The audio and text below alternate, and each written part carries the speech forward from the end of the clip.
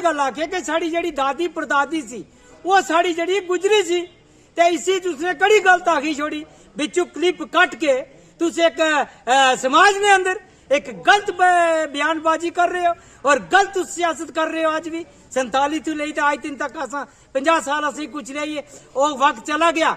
आप याद रखो तुसा नहीं ऐसे ऐसे बयान हैं जड़े बयान मैं भी ना बर्दाश्त कर सकना, मगर अगर किसी ने जाने अनजाने विच भी बड़ियां गलतियां होनियां स्टेजा पर बड़ियां बड़ियां गलतियां हो जानियां।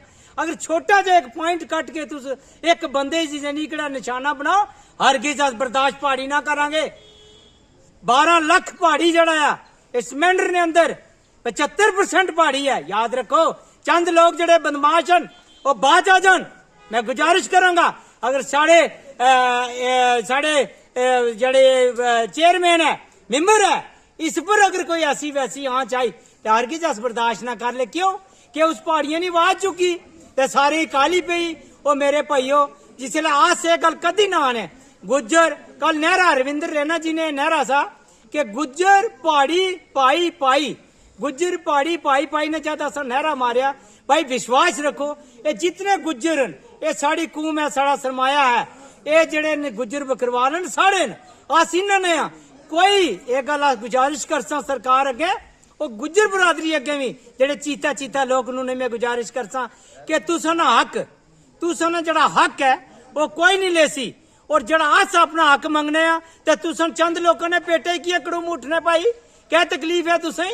इस मारे मैं गुजारिश करसा इतने लीडर बड़े सुलझे ने लीडर मेंढर ने हिंदू मुसलमान पहाड़ी गुज्जर सब अस भरा एक धरती ने रहने वाले एक चक्की ना आटा खाने एक चश्मे ना पानी पीने एक ही आवाज च जीने फिर इसी बैर भाव की सुनाया।